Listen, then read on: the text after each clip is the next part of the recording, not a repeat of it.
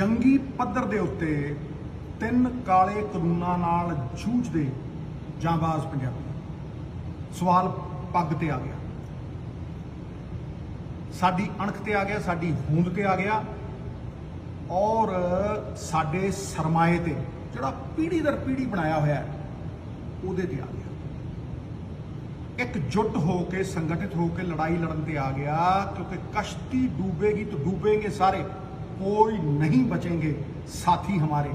साडे प्राण ने किसान, ते जे किसान ना रहा लभना कोई नहीं। इस करके अज इनकलाब दे नारे नूं हलारा देण दी सख्त जरूरत है, पर पहला समस्या नूं समझण दी लोड़ है।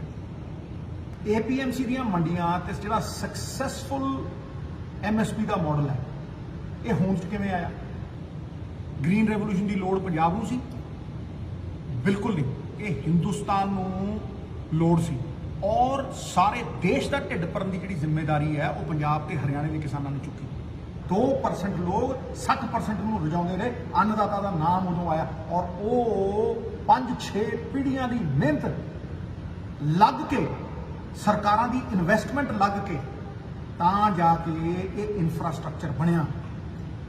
ਦੇਸ਼ ਦੇ 80 ਕਰੋੜ ਗਰੀਬ ਨੂੰ ਅੰਨ ਕੌਣ ਦਿੰਦਾ? ਕਿਤੇ ਗਲਤਫਹਿਮੀ 'ਚ ਨਾ ਰਹੀਓ ਵੀ ਦੇਸ਼ ਦਾ ਪੂੰਜੀਪਤੀ ਦਿੰਦਾ ਹੈ ਜਾਂ ਸਰਕਾਰਾਂ ਦਿੰਦੀਆਂ ਨੇ, ਨਹੀਂ, ਇਹ ਕਿਸਾਨ ਦਿੰਦਾ। ਮੈਂ ਸਮਝਾਉਣਾ ਕਿੱਦਾਂ।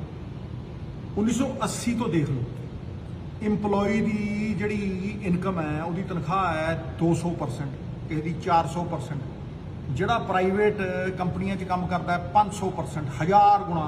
ਇਹ ਕੰਪਨੀਆਂ ਦੇ ਜਿਹੜੇ EMPLOYE ਨੇ 1000 ਗੁਣਾ ਉਹਨਾਂ ਦੀ ਇਨਕਮ ਵਧ ਗਈ, ਲੇਕਿਨ ਕਿਸਾਨ ਦੀ MSP ਸਿਰਫ 15 ਗੁਣਾ ਵਧੀ ਹੈ। MSP ਸਰਕਾਰ ਘੱਟ ਰੱਖਦੀ ਹੈ, ਅਨਾਜ ਸਸਤਾ ਚੁੱਕ ਕੇ ਉਹ ਗਰੀਬਾਂ ਨੂੰ ਵੰਡਦੀ ਹੈ। ਉਹ ਵਡਮੁੱਲਾ ਯੋਗਦਾਨ ਵੀ ਕਿਸਾਨ ਦਾ ਹੈ, ਕਿਸਾਨ ਦੇ ਖੂਨ ਪਸੀਨੇ। MSP ਵਧਾਉਣੀ ਤਾਂ ਕੀ ਸੀ? ਇਹ ਕਾਲੇ ਕਾਨੂੰਨ ਲਿਆ ਕੇ ਸਰਕਾਰ ਕਿਸਾਨਾਂ ਨੂੰ ਦਰਕਿਨਾਰ ਕਰ ਰਹੀ ਹੈ। यूज एंड थ्रो वाली पॉलिसी है। मतलब निकल गया है तो पहचानते नहीं, यूं जा रहे हैं जैसे हमें जानते नहीं। ਤੇ ਜਿਹੜੇ ਸਟੇਟਾਂ 'ਚ, ਜਿਹੜੇ ਰਾਜਾਂ ਦੇ ਵਿੱਚ ਇਹ APMC ਦੀਆਂ ਮੰਡੀਆਂ ਪਹਿਲਾਂ ਹੀ ਰੱਦ ਕੀਤੀਆਂ ਜਾ ਚੁੱਕੀਆਂ ਨੇ, ਉੱਥੇ ਪ੍ਰਮਾਣ ਦੇ ਤੌਰ ਤੇ ਦੇਖ ਲਓ ਕਿ ਅੰਨਦਾਤਾ ਦਰ ਦੀਆਂ ਠੋਕਰਾਂ ਖਾਂਦਾ ਹੈ ਤੇ ਲੇਬਰ ਕਰਨ ਤੇ ਮਜਬੂਰ ਹੋਇਆ ਹੋਇਆ। जग जाहिर है कि सिर्फ 6% लोगों को MSP मिलती सी किसानों चों, और जो 94% फ्री मार्केट च घूम रहे हैं उन्होंने हालत देख लो बदनों बदतर। पूंजीपतियों को आउट ऑफ दी वे जो लोड़ नहीं, उन्होंने आउट ऑफ दी वे जाके मत करते हो। रेवन्यूज फोरगॉन के 4-5 लाख करोड़ रुपये के हर साल तुम टैक्स छड्डदे हो। उन्होंने टैक्सां दे विच भी छूट दिंदे हो, उन्होंने सबसिडियां भी दिंदे हो, ते जदों किसान नूं MSP देनी हुंदी है हाहाकार मच जांदा, उल्टी गंगा पैंदी है। अज तो इकोनॉमी डुੱਬੀ पई है, रिसैशन वाल नूं वध रही है, अज तुसीं किसान मार रहे हो। लेकिन मैं पुछदा कि जदों इकोनॉमी 8% ते ग्रो कर रही सी, उदों भी इंप्लॉयमेंट जिहड़ी है 0.4% सी, उदों भी फायदा सारा पूंजीपतियां नूं जांदा सी। सारियां पब्लिक सैक्टर कंपनियां मारतीਆਂ, भेल मारती, BSNL मारती, ONGC घाटे दे विच जा रही है, बड़े बड़े बैंक अज MPआं दे घाटे दे विच खत्म हो रहे ने, ते हुण तुसीं किसान दी मंडी दे मगर पै गए हो। ये कित्थों दा इंसाफ है? GST वांग ये काले कानून भी स्टेटां दे हक खोल रहे हैं। फैडरल स्ट्रक्चर ते डायरैक्ट अटैक है। GST भी साडे संघी ढांचे दे उत्ते एक बहुत करारा तमाचा सीगा। साडे अधिकार खोए, साडे ही पैसे लैके सानू मोड़े नहीं, सानू मोहताज बनाया। और ये काले कानून भी साडे मंडियां दी इनकम नूं खोरा ला रहे हैं। पिछले साल मंडियां तो 3600 करोड़ रुपया है, ऐतकी 4000 करोड़ आया। सब लुप्त हो जी। ये साडा संघी ढांचा साडे अधिकार पूरी तरह खो ले। GST ने व्यापारी मारिया, ये काले कानून किसान मार रहे। 28,000 आड़तीआ जिहड़ा मुੱਢ पांदा सी मंडियां दा, वो खत्म हो जू। 4 ਤੋਂ 5 ਲੱਖ मंडी लेबर जिहड़े दशकां तो मंडियां 'च काम कर रहे हैं, उन्हां दा रोजगार खो लैणगे। साडे सक्सैसफुल मंडी मॉडल नूं पासे करके ये अमेरिका ते यूरोप का फेल होया फ्री मार्केट मॉडल साडे ते मड़ रहे हैं, साडे ते थोप रहे हैं।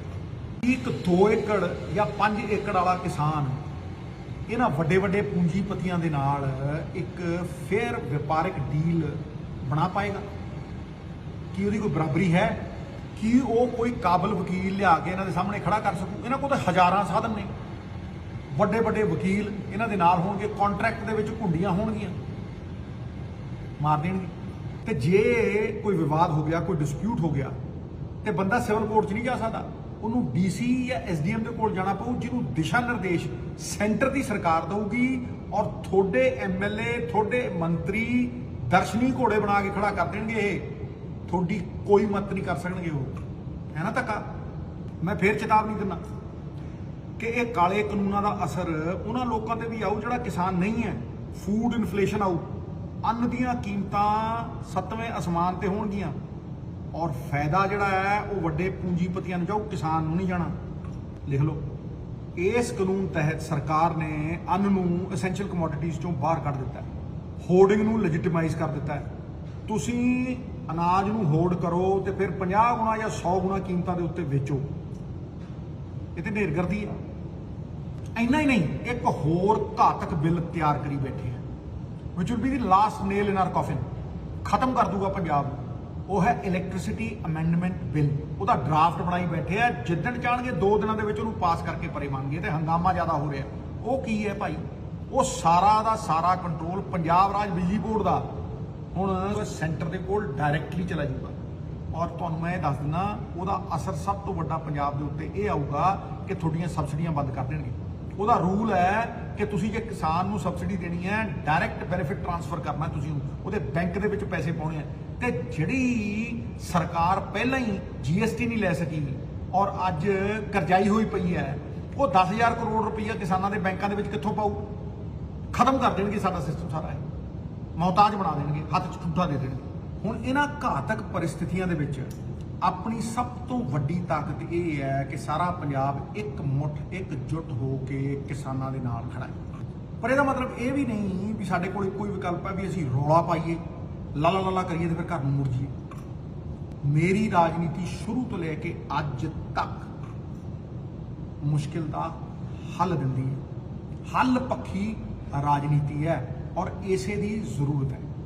ਜੇ ਕੋਈ ਪਾਰਟੀ ਰਾਸ਼ਟਰਪਤੀ ਕੋਲ ਮਤਾ ਲੈ ਕੇ ਜਾਣਾ ਚਾਹੁੰਦੀ ਹੈ ਵੀ ਇਹਨਾਂ ਬਿੱਲਾਂ ਨੂੰ ਰੱਦ ਕਰੋ, ਜੀ ਸੱਦ ਕੇ ਜਾਓ, ਪੁਰਜ਼ੋਰ ਕੋਸ਼ਿਸ਼ ਕਰੋ, ਸਾਰਾ ਪੰਜਾਬ ਤੁਹਾਡੇ ਨਾਲ ਹੈ।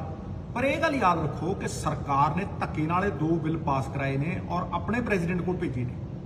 ਇਹ ਮੁਮਕਿਨ ਨਹੀਂ ਕਿ ਪ੍ਰੈਜ਼ੀਡੈਂਟ ਪਾਸ ਨਾ ਕਰੇ, ਮੀਅਰ ਫਾਰਮੈਲਿਟੀ ਹੈ ਮੇਰੇ ਹਿਸਾਬ ਦੇ ਨਾਲ। ਹੁਣ ਜੇ ਆਪਾਂ ਸੁਪਰੀਮ ਕੋਰਟ ਦੇ ਦਰਵਾਜ਼ੇ ਦੇ ਉੱਤੇ ਦਸਤਕ ਦੇਣੀ ਹੈ ਇਸ ਕਿਸਾਨ ਮਾਰੂ ਕਾਨੂੰਨ ਦੇ ਖਿਲਾਫ, ਤੇ ਬਹੁਤ ਵਾਜਬ ਹੈ, ਜ਼ਰੂਰੀ ਵੀ ਹੈ। ਜ਼ੁਲਮ ਦੇ ਖਿਲਾਫ ਆਵਾਜ਼ ਚੁੱਕਣੀ ਅਸਲੀ ਧਰਮ ਹੈ। ਲੇਕਿਨ ਇੰਨਾ ਯਾਦ ਰਹੇ ਕਿ ਸਰਕਾਰੀਆ ਕਮਿਸ਼ਨ ਪਿੱਟਦਾ ਮਰ ਗਿਆ। ਸਰਕਾਰੀਆ ਕਮਿਸ਼ਨ ਸਭ ਤੋਂ ਵੱਡਾ ਰਖਵਾਲਾ ਹੈ ਸਟੇਟਾਂ ਦੀਆਂ ਤਾਕਤਾਂ ਦਾ, ਫੈਡਰਲ ਸਟਰਕਚਰ ਦਾ। ਉਹ ਪਿੱਟਦਾ ਮਰ ਗਿਆ ਕਿ ਭਾਈ ਐਂਟਰੀ 3334 ਕੌਨਕਰੈਂਟ ਲਿਸਟ, ਜਿਹੜੀ ਸਾਂਝੀ ਲਿਸਟ ਹੈ ਸਟੇਟ ਤੇ ਸੈਂਟਰ ਦੀ, ਉਹ ਪਾਵਰ ਦਿੰਦੀ ਹੈ ਸੈਂਟਰ ਨੂੰ ਐਗਰੀਕਲਚਰ ਦੇ ਉੱਤੇ ਕੋਈ ਲਾਅ ਬਣਾਉਣ ਦੀ।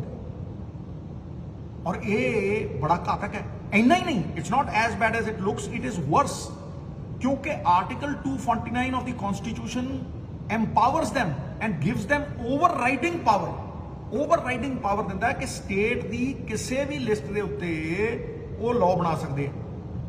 ਇਹਦੀਆਂ ਸ਼ਿਕਾਇਤਾਂ ਨੇ, ਤੁਸੀਂ ਦੇਖੋ ਤਾਮਿਲਨਾਡੂ ਔਰ ਵੈਸਟ ਬੰਗਾਲ ਵਰਗੇ ਉੱਗੇ ਜਿਹੜੇ ਸਟੇਟ ਨੇ, ਉਹਨਾਂ ਨੇ ਸਰਕਾਰੀਆ ਕਮਿਸ਼ਨ ਨੂੰ ਲਿਖ ਕੇ ਦਿੱਤਾ ਕਿ ਇਹ ਐਂਟੀ ਸਟੇਟ ਹੈ। ਇਹ ਇੰਨੀਆਂ ਐਬਸੋਲੂਟ ਪਾਵਰਸ ਨੇ ਕਿ ਸਟੇਟ ਦੀ ਹਰ ਤਾਕਤ ਦਾ ਹਨਨ ਕਰਦੀਆਂ ਨੇ। ਔਰ ਐਸਾ ਆਰਟੀਕਲ 249 ਫੈਡਰਲ ਸਟਰਕਚਰ ਵਾਲੇ ਕਿਸੇ ਮੁਲਕ ਦੇ ਵਿੱਚ ਐਂਟੀ ਸਟੇਟ ਕਾਨੂੰਨ ਹੈ ਨਹੀਂ। ਹੁਣ ਤੁਸੀਂ ਮੈਨੂੰ ਦੱਸੋ, ਇਹਨਾਂ ਹਾਲਾਤਾਂ ਦੇ ਵਿੱਚ ਕੀ ਸੁਪਰੀਮ ਕੋਰਟ ਆਰਟੀਕਲ 249 ਨੂੰ ਇਗਨੋਰ ਕਰ ਦੂ ਔਰ ਪੰਜਾਬ ਦਾ ਪੱਖ ਪੂਰੂ? ਸੰਭਵ ਤੇ ਹੈ, ਪਰ ਸੰਭਾਵਨਾ ਬਹੁਤ ਘੱਟ ਹੈ। Possible but not probable. ਸਾਡੀ ਪੱਗ ਨੂੰ ਹੱਥ ਪਾਇਆ, ਸਾਡੇ ਵਕਾਰ ਨੂੰ ਲਲਕਾਰਿਆ, ਪਰ ਇਹਨਾਂ ਸਭ ਚੀਜ਼ਾਂ ਦੇ ਬਾਵਜੂਦ ਇੱਕ ਮਿਹਰ ਬਰਸ ਰਹੀ ਹੈ।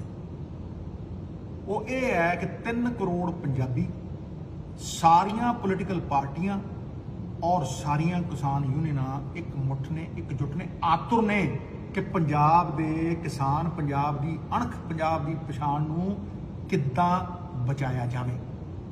ਇਹ ਸਮੇਂ ਦੀ ਮੰਗ ਹੈ। हर पंजाबी दी आवाज़ है कि एक कॉमन मिनिमम प्रोग्राम उलीकिया जाए और योजनाबद्ध तरीके दे नाल उलीकिया जाए। सही समय दे उत्ते आरंभ कीतियां हुई नीतियां फलदाई सिद्ध होंदियां ने। साडे कोल सरमाया है बाबे नानक दा और बाबा जी कहते हैं अपन हथी अपना आपे ही काज संवारीए। असीं तैयार रहिए, असीं हर आपदा लई तैयार रहिए। संगठित हुई शक्ति जित का कारण बनती है, विभाजित हुई शक्ति पतन का कारण बनती है। संघर्ष पंजाबियों का गहना है। किसानों दी मंडियां, MSP, किसानों के हकों के लिए जिहड़ा अंदोलन है उन्होंने बरकरार रखिए, जारी रखिए, उन्होंने होर वधेरे वधाइए। लेकिन किसानों दियां मौजूदा और आउण वालियां जिहड़ियां मुसीबतां दे उत्ते चिंतन करन लई, उन्हां दे हल कढण दे लई इस कॉमन मिनिमम प्रोग्राम दे विच अपना अपना योगदान पाइए। कोई ताकत जो होवे, कोई ताकत दे विच आवे, पुरजोर प्रयास दे नाल एक कॉमन मिनिमम प्रोग्राम सिरे चाढ़िया जाए। मेरा इस कॉमन मिनिमम प्रोग्राम दे लई पहला सुझाव यह है कि पंजाब दीयां सारियां पोलिटिकल पार्टियां, पंजाब दीयां सारियां किसान यूनियनां, पंजाब दा बच्चा बच्चा, पंजाब दे बुजुर्ग, पंजाब दे जवान डट के इन्हां काले कानूनां दे विरोध करन और जब तक रगां च लहू है तद तक लोआं लोआं आवाज देवे भी इहनूं लागू नहीं होगा। मेरा दूसरा सुझाव यह है प्यारे पंजाबियों, पंजाब सैकड़े करोड़ों दियां दालां आटा दाल स्कीम वास्ते बाहरों इंपोर्ट करता है। तुसीं किसी यूनिवर्सिटी में देख लो, Punjab university, Punjab agriculture university, Punjabi university, फाइलां ही पईयां, रिपोर्टां बन के जिन्ने एक्सपर्ट ने सारे कहते हैं क्रॉप डाइवर्सिफिकेशन करो, भाई सब्जियां लाओ, फ्रूट लाओ, ऑयल सीड लाओ, ये सारियां चीज़ां तुसीं लाओ। लेकिन किसान बहुत सियाणा है। किसान झोना ते कणक इस करके लाउंदा है क्योंकि उन्होंने उत्थे MSP मिलती है। हुण मेरा ये मनना है कि जे पंजाब सरकार मिल्कफेड राही दुध के उत्ते MSP दे सकती है और हिमाचल की सरकार सेबां दे उत्ते किसान नूं अशोर्ड इनकम MSP दे सकती है, तो फिर भाई दालां होण, चाहे ऑयल सीड होण, चाहे फ्रूट्स होण, चाहे वैजीटेबल्स होण, इन्हां उत्ते MSP क्यों नहीं दे सकती। मेरा यह मनना है कि पंजाब सरकार होल्डिंग कैपेसिटी देवे, किसान कोल्ड स्टोरेज बनावे जिथे वो अपनी उपज नूं स्टोर कर सके और बड़े पूंजीपतियों के अगे गोडे ना टेके। और इसे तरीके मैं विनम्र विनती करदा सारियां यूनियनां नूं कि वो अपने सुपने साकार करन। उन्हां दा जिहड़ा एजेंडा सी कई दशकां पुराना कि वो कोआपरेटिव बनाण, जिहड़ा कोआपरेटिव अमूल के नाम दे विच एडा सक्सैसफुल होया, महाराष्ट्र दे विच एडे सक्सैसफुल होए ने, वो कोआपरेटिव बनाण, किसानां नूं अपने हिस्सेदार बनाउण, भागीदार बनाउण और हक्कां दे किसान दे रखवाले बनण और उन्हां नूं अशोर्ड इनकम वास्ते सेंटर मूरे और वड्डे पूंजीपतियां मूरे झुकना ना पवे, मोहताज ना होना पवे। अपना मुकद्दर उन्हां दे हत्थ दे विच रहे, स्टेट गवर्नमेंट उन्हां नूं स्टोरेज कैपेसिटी देवे, उन्हां नूं अशोर्ड इनकम देवे ताकि किसान कदे मोहताज ना होवे और बराबरी दे उत्ते अखां 'च अख पा के खड़े ते किसान पंजाब दीयां अपणियां पुश्तैनी मंडियां दा ते MSP दा पूरा पूरा लाह लै सके। अज तो 2 साल पहला मैं रातां जाग के पुरजोर मेहनत करके यह जे कई सुझाव किसानों के हक दे पंजाब सरकार की बनाई हुई हक कमेटी च दे चुके ताकि असी अपने मुकद्दर नूं अपने हत्थां 'च रख सकीए, ना कि सेंटर दे या किसी पूंजीपति दे। बहादुर कद किसी का आसरा एहसान लेंदे ने, उसे नूं कर गुजरते हैं जो मन विच ठान लेंदे ने।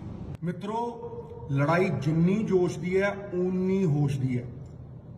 सामने वाला शातिर है पर देंगे शह मार। मैं कल नूं सड़क ते उतरूं अपना दिल फुल पाऊं। सरफरोशी की तमन्ना अब हमारे दिल में है, देखना है जोर कितना बाजू एक कातिल में है। वक्त आने पे बता देंगे तुझे ऐ आसमां, हम अभी से क्या बताएं क्या